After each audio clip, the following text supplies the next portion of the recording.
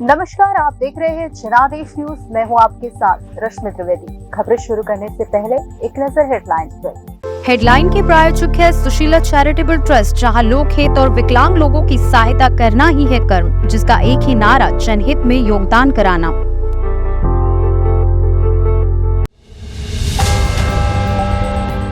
PM Modi की अध्यक्षता में हो रही बैठक में एआई डीप फेक रहेगा फोकस में। अरब सागर में लाइबेरिया के जहाज के अपहरण की कोशिश भारतीय नेवी ने की नाकाम। 66 दिन 15 राज्य 6,700 किलोमीटर की दूरी। बताएंगे आपको कांग्रेस की भारत जोड़ो न्याय यात्रा के बारे में सब कुछ।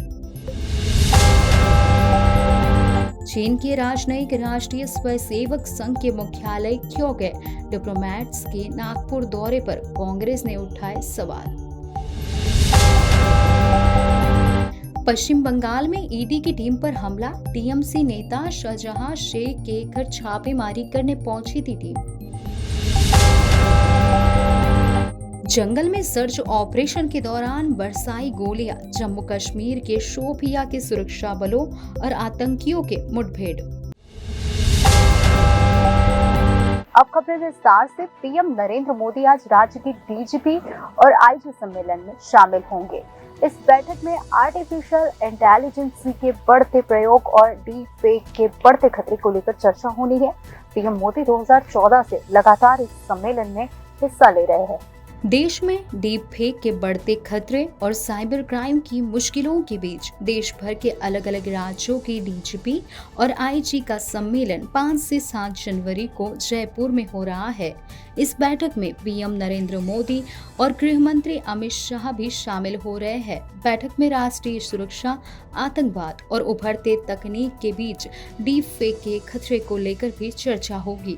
रविवार तक चलने वाले इस सम्मेलन में भारतीय न्याय संहिता या यूं कहे कि नए अपराध कानून का लागू करने को लेकर रोड मैप को लेकर चर्चा होगी।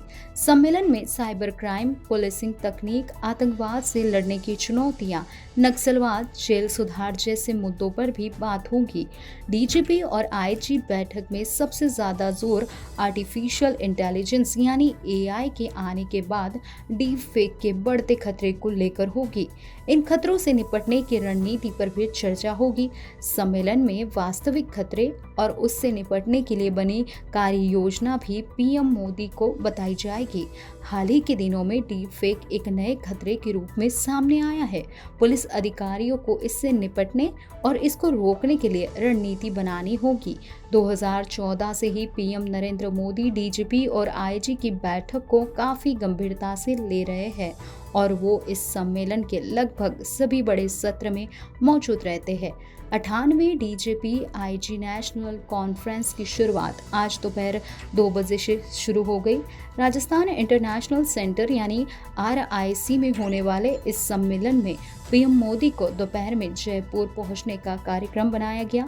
3 दिन के दौरे पर पहुंच रहे पीएम मोदी राजभवन में ठहरेंगे, जबकि गृह मंत्री अमित शाह सरकारी गेस्ट हाउस में ठहरेंगे। डीजीपी अधिकारी विधानसभा के नजदीक बने विधायकों के नए फ्लैट्स में ठहरेंगे। भारतीय नौसेना ने अरब सागर में एक जहाज के अपहरण की कोशिश को नाकाम कर दिया है। यह जहाज लाइबेरिया के झंडे वाला था। इसने UKATO पोर्टल पर मदद के लिए संदेश भेजा था। इसके बाद नेवी एक्शन में आई। भारतीय नौसेना ने अरब सागर में एक लाइबेरिया के झंडे वाले थोक वाहक जहाज के अपहरण के प्रयास को नाकाम कर दिया। लाइबेरिया के झंडे वाले जहाज ने UKMTO पोर्टल पर एक संदेश भेजा था। इसमें 4 जनवरी 24 की शाम को लगभग 5 से 6 अज्ञात सशस्त्र कर्मियों के सवार होने का संकेत दिया गया था। इसके बाद नेवी एक्शन में आ गई। भारतीय नौसेना ने बताया कि नौसेना के विमान गतिविधियों पर नजर रख रहे हैं। घटना की जानकारी मिलने के बाद नेवी ने त्वरित प्रतिक्रिया देते हुए एक MPL लॉन्च किया। विदेशी जहाज की सहायता के लिए समुद्री सुरक्षा संचालन के लिए तैनात INS चेन्नई को डाइवर्ट कर दिया गया। विमान ने 5 जनवरी 24 की सुबह जहाज के ऊपर से उड़ान भरी।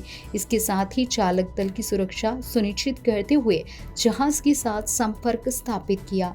भारतीय नौसेना ने कहा है कि INS चेन्नई जहाज की सहायता के लिए पहुंच रहा है। नेवी ने कहा है कि क्षेत्र में अन्य एजेंसियों MNF में समन्वय से समग्र स्थिति पर बारीकी से नजर रखी जा रही है। भारतीय नौसेना नेवी अंतर्राष्ट्रीय साझेदारों और मित्रवत विदेशी देशों के साथ क्षेत्र में व्यापारिक शिपिंग की सुरक्षा सुनिश्चित करने के लिए प्रतिबद्ध है। अमेरिकन नेवी की सेंट्रल कमांड के अनुसार नवंबर से अब तक लाल सागर वाले इलाके में करीब 2 दर्जन मर्चेंट शिप पर अटैक हुए हैं। इसमें एंटी शिप बैलिस्टिक मिसाइल का भी इस्तेमाल किया जा रहा है। इन अटैक को देखते हुए भारतीय नौसेना ने लाल सागर अदन की खाड़ी में तैनाती बढ़ा दी है। नेवी के सर्विलांस एयरक्राफ्ट लगातार एरिया की निगरानी कर रहे हैं। इसके साथ ही वॉरशिप पर तैनात मरीन कमांडो अदन की खाड़ी के पास जहाजों को रोककर रैंडम चेकिंग भी कर रही है। भारतीय नौसेना ने अपने 6 टॉप क्लास वॉरशिप अदन की खाड़ी के आसपास तैनात किए हैं। इनमें डॉर्नियर, सी गार्डियन और P-8I एयरक्राफ्ट्स ने लगातार निगरानी उनसे की जा रही है। भारतीय नौसेना की तरफ से जहां अदन की खाड़ी के आसपास तैनाती बढ़ी है, वहीं तटरक्षक बल के 4 बड़े जहाज हमेशा भारत के एक्सक्लूसिव इकोनॉमिक जोन की सुरक्षा के लिए तैनात रहते हैं। इसके अतिरिक्त अन्य छोटे जहाज की भी तैनाती है। लोकसभा चुनाव से पहले कांग्रेस भारत जोड़ो न्याय यात्रा को लेकर अंतिम तैयारियां कर रही है। यात्रा का नाम अब भारत जोड़ो न्याय यात्रा होगा। यह यात्रा 15 राज्यों से होकर गुजरेगी। यह यात्रा 6,700 किलोमीटर की दूरी तय करेगी। खास बात यह है कि यात्रा में अब अरुणाचल प्रदेश को भी शामिल किया गया है। लोकसभा चुनाव से पहले कांग्रेस भारत जोड़ो न्याय यात्रा को लेकर अंतिम तैयारियों में जुटी हुई है। गुरुवार को कांग्रेस के नेताओं की मीटिंग में फैसला लिया गया कि 14 जनवरी से शुरू होने वाली यात्रा का नाम भारत जोड़ो न्याय यात्रा होगा। पहले पार्टी ने इसे भारत न्याय यात्रा नाम दिया था। अब यह मात्र 14 राज्यों में नहीं बल्कि 15 राज्यों से होकर गुजरेगी। इसमें अरुणाचल प्रदेश को भी शामिल किया गया है। यात्रा 6,200 किलोमीटर के बजाय 6,700 किलोमीटर की दूरी तय करेगी। मणिपुर की राजधानी इम्फाल से शुरू होने वाली यात्रा के बारे में जयराम रमेश का कहना है कि राहुल गांधी की अगुवाई में निकली पहली भारत जोड़ो यात्रा ब्रांड बन चुकी है। गुरुवार की मीटिंग में ज्यादातर लोगों की राय थी कि न्याय यात्रा में भारत जोड़ो आना चाहिए। कांग्रेस अध्यक्ष मल्लिकार्जुन खड़गे की अध्यक्षता में पार्टी महासचिवों, तमाम राज्यों के प्रभारियों, प्रदेश इकाई प्रमुखों और कांग्रेस विधायक दल के नेताओं की बैठक में यात्रा को लेकर कई मुद्दों पर चर्चा हुई। रमेश ने कहा कि अब यह यात्रा 14 राज्यों में नहीं बल्कि 15 राज्यों से होकर गुजरेगी। इसमें अरुणाचल प्रदेश को भी शामिल किया गया है। यह यात्रा 6,700 किलोमीटर की दूरी तय करेगी। इसमें अरुणाचल प्रदेश में तय किए जाने वाली 55 किलोमीटर की दूरी भी शामिल रहेगी। अरुणाचल प्रदेश पहले भी यात्रा की रूट में था, लेकिन सुरक्षा संबंधित मुद्दों के सुनिश्चित होने के बाद ही पार्टी ने अरुणाचल प्रदेश के नाम का ऐलान करने का फैसला किया। 6,713 किलोमीटर से अधिक की यह यात्रा बसों के जरिए और पैदल तय की जाएगी। यात्रा में राहुल गांधी रोजाना कम से कम 2 सभाएं करेंगे। रोज लगभग 70 से 80 किलोमीटर की दूरी बस से पूरी की जाएगी और 8 से 10 किलोमीटर पैदल यात्रा होगी। यात्रा के जरिए 110 जिले, लगभग 100 लोकसभा सीटें और 337 विधानसभा सीटें कवर होगी।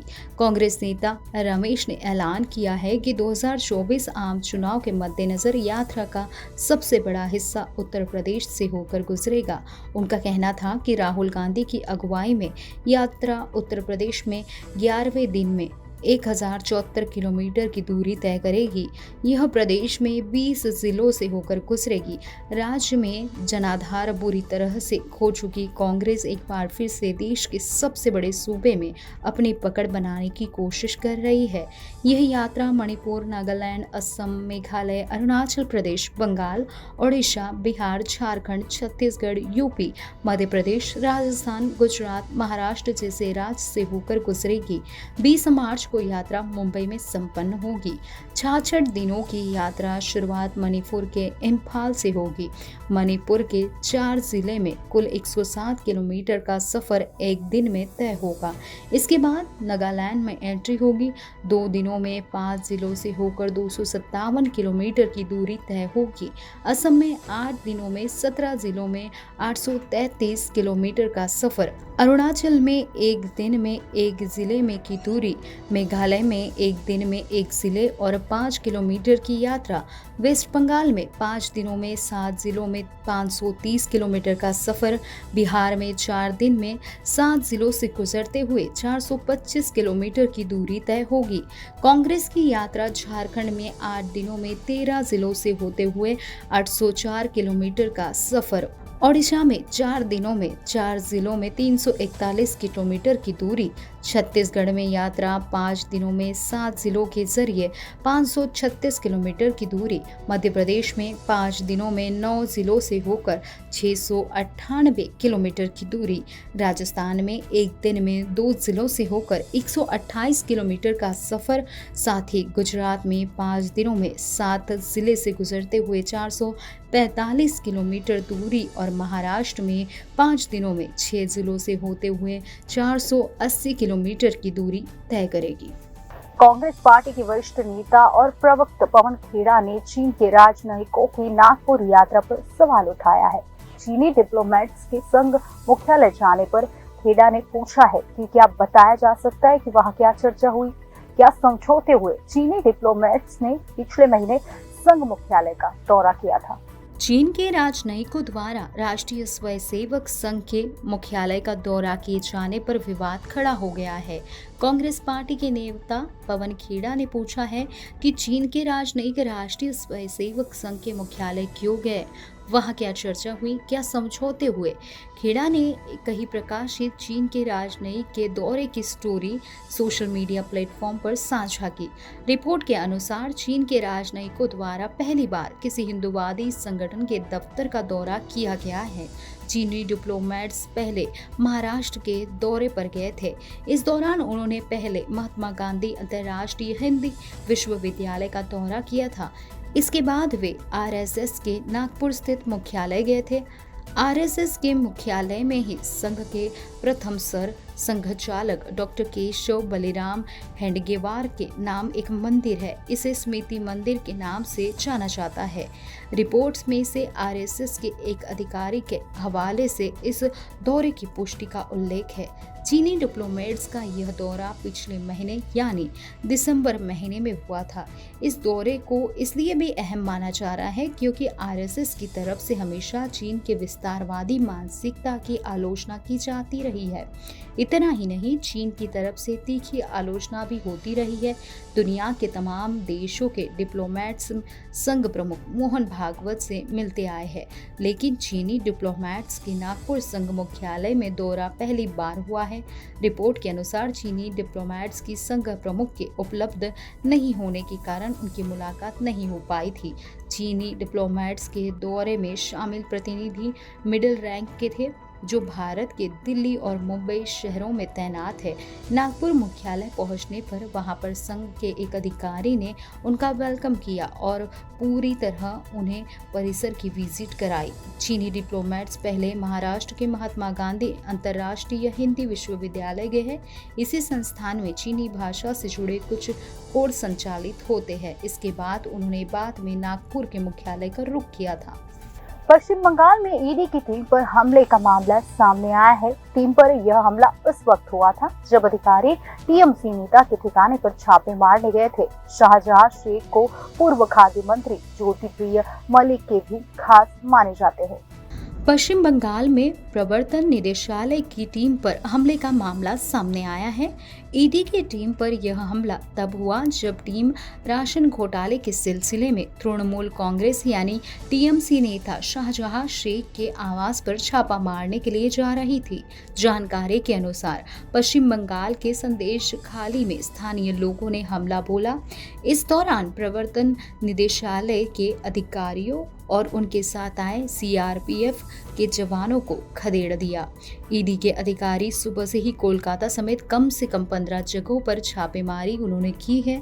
ईडी के साथ मौजूद सीआरपीएफ की कार्रवाई के बाद गुस्साई भीड़ ने वाहन को चारों तरफ से घेर लिया। इसके बाद भीड़ के गुस्से को देखते हुए ईडी की टीम को मौके से पीछे हटने के लिए मजबूर होना पड़ा।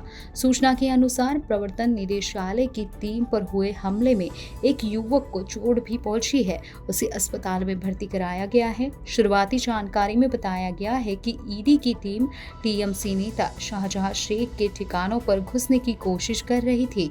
इसी दौरान शाहजहां शेख के समर्थकों ने हमला बोला। टीएमसी से जुड़े शाहजहां शेख लंबे समय से एक राशन डीलर है। उन्हें राज्य के पूर्व खाद्य मंत्री ज्योतिप्रिय मलिक का करीबी माना जाता है। ईडी के अधिकारियों का मानना है कि नेता के घर की तलाशी लेने पर राशन में हुए भ्रष्टाचार मामले से जुड़े दस्तावेज मिलेंगे। हमले के बाद फिलहाल ईडी को अभी कार्रवाई से पीछे लौटना पड़ा है। ईडी पश्चिम बंगाल में कई मामलों की जांच कर रही है। उनमें से राशन घोटाला भी एक मामला है। पश्चिम बंगाल में ईडी पर कथित हमले को लेकर बीजेपी के प्रदेश अध्यक्ष सुकांत मजूमदार ने टीएमसी पर हमला बोला है। उन्होंने कहा कि जिस तरीके से आज संदेश खाली में ईडी पर हमला हुआ वो दिखाता है कि बंगाल में रोहिंग्या घुसकर राज्य में कानून व्यवस्था के साथ क्या कर रहा है। ये सिर्फ ईडी के साथ नहीं बल्कि आने वाले समय में ऐसा बंगालियों के साथ भी होगा। ये सरकार रहेगी तो ऐसा ही होता रहेगा। जम्मू कश्मीर की शोपिया में आतंकवादी की तलाश में निकले सुरक्षा बलों पर आतंकियों ने फायरिंग कर दी है। सुरक्षा बल ने भी जवाबी कार्रवाई की है। जम्मू कश्मीर के शोपिया जिले में शुक्रवार सुबह सुरक्षा बलों और आतंकवादियों के बीच मुठभेड़ शुरू हो गई। पुलिस के एक अधिकारी ने बताया कि दक्षिण कश्मीर जिले के चोटेगाम इलाके में आतंकवादियों की मौजूदगी की खुफिया सूचना मिलने के बाद सुरक्षा बलों ने सुबह वहां के इलाके की घेराबंदी की और तलाश अभियान शुरू किया। उन्होंने बताया कि तलाश अभियान उस समय मुठभेड़ में तब्दील हो गया जब आतंकवादियों ने सुरक्षा बलों पर गोलीबारी की और सुरक्षा बलों ने भी जवाबी कार्रवाई की। उन्होंने बताया कि अब तक किसी भी पक्ष की ओर से जनहानि की कोई सूचना नहीं है। जानकारी के अनुसार 2 आतंकी जंगल में छिपे हुए हैं। सेना के जवानों ने जंगल में छिपे इन दहशतगर्दों को मार गिराने के लिए फायरिंग शुरू की। पुलिस और सेना के जवान मोर्चा संभाले हुए हैं और आतंकियों पर गोली बरसा रहे हैं। फिलहाल घटनास्थल पर 2 आतंकियों के छिपे होने की सूचना है। ऐसे में सुरक्षा बलों का सर्च ऑपरेशन जारी है। पुलिस का कहा है कि जल्द ही इन आतंकियों को ढूंढ निकाला जाएगा। सूत्रों की माने तो शोपिया में सेना ने जंगल में छिपे दोनों आतंकियों को चारों ओर से घेर लिया है। रात 2 बजे से पुलिस को इस इलाके में आतंकियों के छिपे होने की जानकारी मिली थी, जिसके बाद आतंकियों के खात्मे के लिए ऑपरेशन शुरू किया गया। इस दौरान आतंकियों ने सुरक्षा बलों पर गोलियां बरसाना शुरू कर दी। इस अभियान को सेना, सीआरपीएफ और जम्मू कश्मीर पुलिस मिलकर ऑपरेशन चला रही है। भारत सरकार नेपाल से अगले 1 दशक में 10,000 मेगावाट बिजली खरीदेगी। भारत ने नेपाल की बिजली खरीदने की शुरुआत 2 साल पहले की थी। नवंबर 2021 में भारत ने पहली बार नेपाल से बिजली खरीदने की इजाजत दी थी। अब वह धीरे धीरे नेपाल से भारत को बिजली निर्यात की मात्रा बढ़ रही है। नेपाल भारत संयुक्त आयोग की 7वीं बैठक गुरुवार को हुई। बैठक के दौरान दोनों देशों ने द्विपक्षीय संबंधों की स्थिति समीक्षा की। नेपाल के विदेश मंत्री एनपी सऊद और भारतीय विदेश मंत्री एस जयशंकर ने बैठक की सह अध्यक्षता की। इस दौरान दोनों देशों के बीच दीर्घकालीन बिजली समझौते पर भी हस्ताक्षर किए गए। साथ ही दोनों पक्ष ने व्यापार, भूमि, रेल और हवाई कनेक्टिविटी परियोजनाओं, रक्षा और सुरक्षा, जल संसाधनों में सहयोग पर भी चर्चा की। संयुक्त आयोग द्विपक्षीय संबंधों पर चर्चा के लिए गठित उच्चतम स्तरीय राजनीति तंत्र है। एस जयशंकर और नेपाल के ऊर्जा, जल संसाधन एवं सिंचाई मंत्री शक्ति बहादुर बस्नेत की उपस्थिति में द्विपक्षीय बैठक के दौरान बिजली निर्यात पर समझौते पर हस्ताक्षर किए गए। समझौते के तहत अगले 10 वर्षों में भारत को 10,000 मेगावाट बिजली के निर्यात की सुविधा मिलेगी। नेपाल ने चीन के डर को दरकिनार करते हुए समझौता किया है। इस समझौते की बात सामने आने के बाद चीन ने इसका विरोध किया था और उसकी ओर से नेपाल को डराने की कोशिश भी की गई थी। चीन की तमाम कोशिशों के बावजूद नेपाल ने भारत से ये डील फाइनल की है। भारत और नेपाल के बीच बिजली व्यापार समझौता बीते साल मई-जून में नेपाल पीएम पुष्प कमल दहल के भारत दौरे के दौरान तय हुआ था। ये समझौता 25 साल के लिए है, जो दोनों देशों में बिजली के व्यापार का रास्ता खोलेगा। भारतीय प्रधानमंत्री नरेंद्र मोदी और नेपाल के पीएम पुष्प कमल दहल प्रचंड ने बीते साल 2 जून को साझा प्रेस कॉन्फ्रेंस में इस समझौते की घोषणा की थी। इस समझौते के तहत भारत अपने पड़ोसी और मित्र देश दीर्घकालिक बिजली व्यापार समझौते के तहत 10 साल में 10,000 मेगावाट बिजली खरीदेगा। उस समय ही दोनों देशों ने 25 साल के अंतर सरकारी दीर्घकालीन बिजली व्यापार समझौते को हरी झंडी दी थी, लेकिन समझौते पर औपचारिक हस्ताक्षर अब हुए हैं। यह समझौता भारत और नेपाल दोनों के लिए महत्वपूर्ण है। यह पहली बार है कि नेपाल इस तरह के दीर्घकालीन सौदे के तहत अपनी बिजली बेचेगा। समझौते के तहत बिजली पूर्वी नेपाल से गुजरने वाली ढाल के बार Muzaffarpur cross border transmission line के माध्यम से भारत भेजी जाएगी।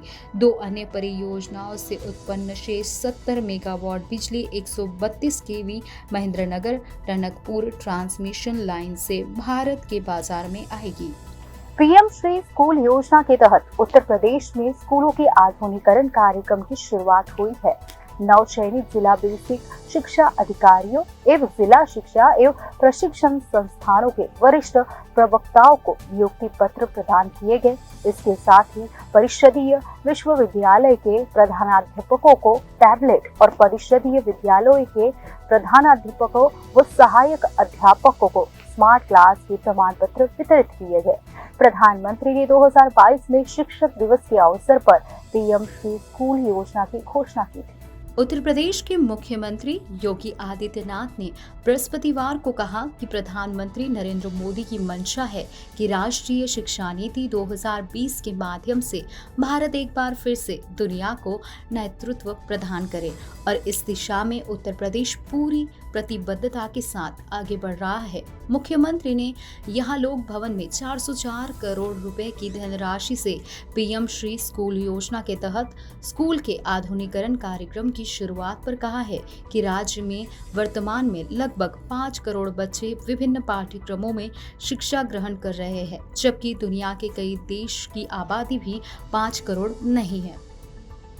केंद्रीय शिक्षा मंत्री धर्मेंद्र प्रधान ने नवचयनित जिला बेसिक शिक्षा अधिकारियों एवं जिला शिक्षा एवं प्रशिक्षण संस्थाओं के वरिष्ठ प्रवक्ताओं को नियुक्ति पत्र प्रदान किए हैं। साथ ही उन्होंने परिषदीय विद्यालयों के प्रधानाध्यापकों, टैबलेट और परिषदीय विद्यालय के प्रधानाध्यापकों एवं सहायक अध्यापकों को स्मार्ट क्लास के प्रमाण पत्र वितरित किए। इस कार्यक्रम से प्रदेश के विभिन्न जिलों से जनप्रतिनिधिगण भी वर्चुअल माध्यम से जुड़े हैं। मुख्यमंत्री ने कहा है कि राष्ट्रीय शिक्षा नीति 2020 के उद्देश्यों को पूरी करने के लिए श्रृंखला में 5 सितंबर 2022 को शिक्षक दिवस के अवसर पर प्रधानमंत्री ने पीएम श्री स्कूल योजना की घोषणा की थी। प्रदेश की स्कूली शिक्षा से जुड़े 5 करोड़ बच्चों को यह योजना एक नई प्रेरणा देगी। इधर दिल्ली के स्कूलों में एडमिशन की प्रक्रिया शुरू कर दी गई है। आज स्कूलों की तरफ से मार्क्स जारी किए जाएंगे, वहीं 12 जनवरी को एडमिशन की पहली लिस्ट जारी की जाएगी। भाभी के घर पर है कि एक्ट्रेस नेहा के नौकर ने उनके घर से लाखों की ज्वेलरी चुरा ली थी। नेहा के नौकर के खिलाफ एफआईआर दर्ज होने के बाद पुलिस ने उसे गिरफ्तार कर लिया है। नेहा की चोरी हुई ज्वेलरी वापस नहीं मिली है और वह न्यूज लीक से परेशान हो गई है। भाभी जी घर पर है में गोरी मैम यानी अनीता भाभी का किरदार निभाने वाली नेहा पैटसे के घर लाखों की चोरी हो गई है। दरअसल नेहा के नौकर ने उनके घर से 6 लाख की ज्वेलरी चुरा ली और फरार हो गया। तब एक्ट्रेस ने नौकर के खिलाफ एफआईआर करवाई है, जिसके बाद नौकर को गिरफ्तार कर लिया गया। एक रिपोर्ट्स की माने तो नेहा के पति शार्दुल के साथ मुंबई के बांद्रा वेस्ट स्थित एरितू बिल्डिंग में वह रहती थी। शार्दुल के ड्राइवर ने नौकर के खिलाफ एफआईआर करवाई और बताया कि 28 दिसंबर को चोरी हुई। नेहा के पति शार्दुल के घर से एक गोल्ड का ब्रेसलेट और एक डायमंड की अंगूठी चुरा ली गई है। वे दोनों ही चीजें नेहा के पति शार्दुल को गिफ्ट में दी गई थी। ड्राइवर के मुताबिक नौकर का नाम सुमित कुमार सोलंकी है और उसकी नज़र जब ज्वेलरी पर पड़ी तो चुरा ली। सुमित कुमार सोलंकी ने नेहा के घर में ही उन्हीं लोगों के साथ वह रहता था। ड्राइवर ने बताया कि शार्दुल ने चोरी का शक होने पर घर के सभी नौकरों को बुलाकर पूछताछ की, पर सोलंकी तब कोलामा में था। उसे बुलाकर भी पूछा गया तो उसने टाल मटोल कर दी। शार्दुल और नेहा को नौकर सुमित कुमार सोलंकी पर ही शक था। उन्होंने पुलिस में उसके खिलाफ एफआईआर करवा दी। पुलिस ने नौकर को गिरफ्तार कर लिया, पर अभी तक चुराई गई ज्वेलरी नहीं मिली है। वहीं नेहा ने इस बात से वो हैरान है कि उनके घर चोरी की खबर लीक कैसे हो गई। एक्ट्रेस ने कहा कि उन्हें बहुत ही असहज महसूस हो रहा है। हालांकि चोरी की बात सच है।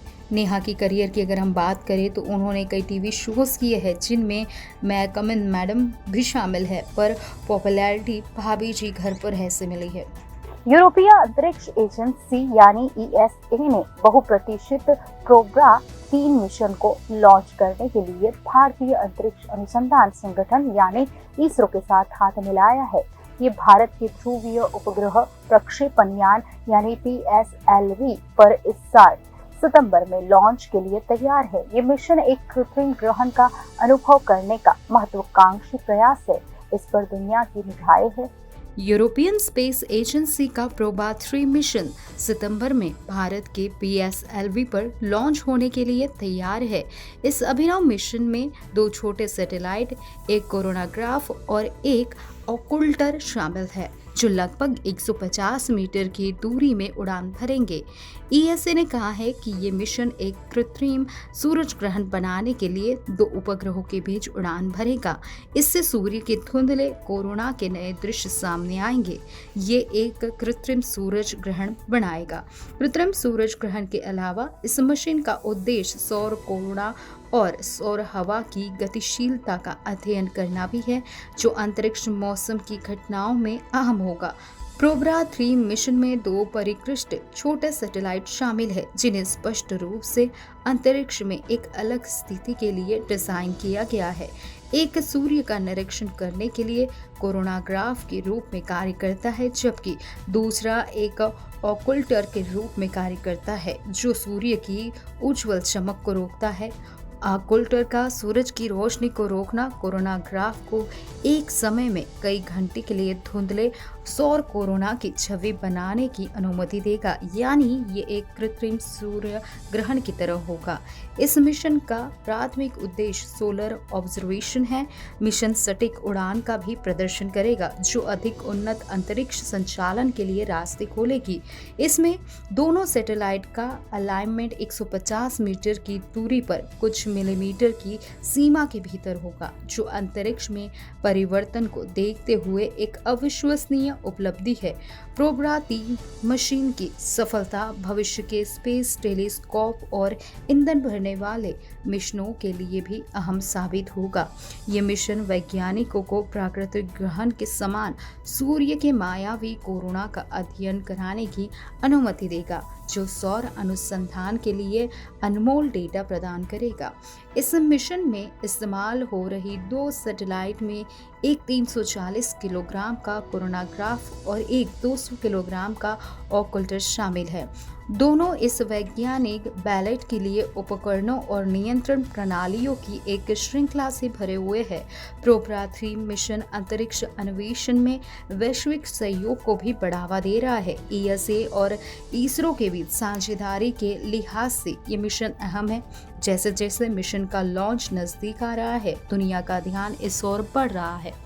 पीएम मोदी ने मालदीव के बेहद करीब स्थित लक्षद्वीप से बेहद खूबसूरत तस्वीरें शेयर कर पड़ोसी देश को बड़ा संदेश दिया है। वह भी तब जब मालदीव के नए राष्ट्रपति Mohammad Muizzu India out campaign चला रहे हैं और हाल ही में चीन के दौरे पर रवाना होने वाले हैं। मालदीव में मोहम्मद मोइज़ू के राष्ट्रपति बनने के बाद भारत के साथ उसके संबंध अब रसातल में पहुंचते हुए दिखाई दे रहे हैं। Mohammad Muizzu India out campaign चलाकर सत्ता में आए और आते ही उन्होंने भारत के साथ सभी समझौते को तोड़ना शुरू कर दिया। मालदीव के राष्ट्रपति ने कहा है कि भारत अपने सैनिकों को माले से हटाए ताकि उनके देश में लोकतंत्र की रक्षा की जा सके। मालदीव के राष्ट्रपति ने जब भारत के खिलाफ जहर उगला, ठीक उसी समय पीएम नरेंद्र मोदी ने मालदीव से सटे भारत के लक्षद्वीप से अद्भुत तस्वीरें शेयर कर मोइज़ू को कड़ा संदेश दे दिया। विशेषज्ञों का कहना है कि पीएम मोदी का मालदीव को अब साफ संदेश है कि भारत को उसकी जरूरत नहीं है। आइए आपको पूरा मामला समझाते हैं।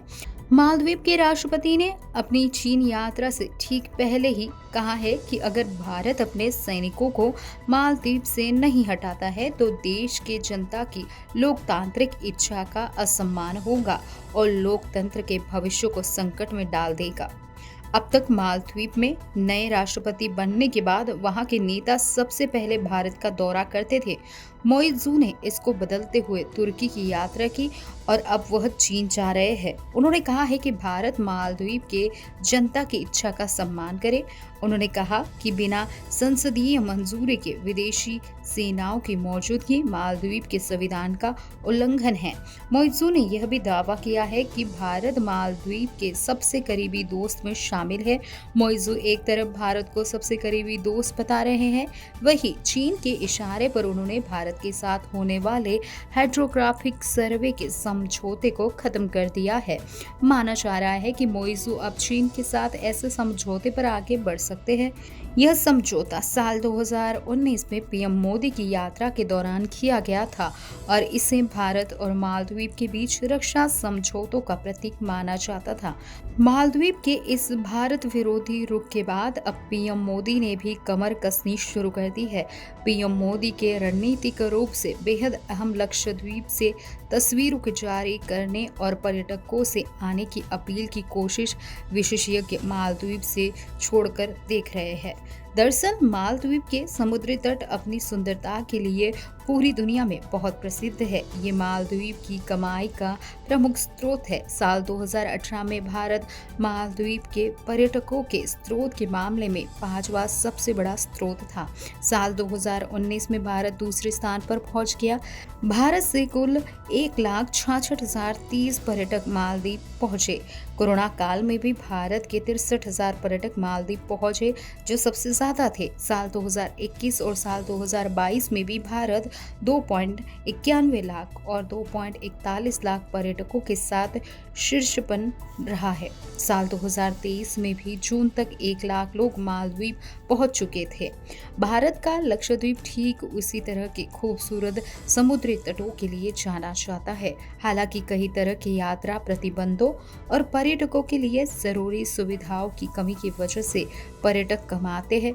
अब ठीक पीएम मोदी ने भी खुद ही लक्षद्वीप को बढ़ावा देने की कमान संभाल ली है। बताया जा रहा है कि लक्षद्वीप के लिए जल्द ही कनेक्टिविटी को सुधारा जाएगा और कई होटल भी खोले जाएंगे।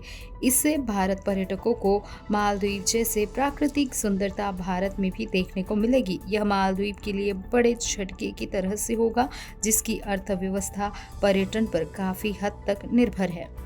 खबरों में आज बस इतना ही। आने वाली सभी खबरों को जानने के लिए आप जुड़े रहिए जनादेश न्यूज के साथ।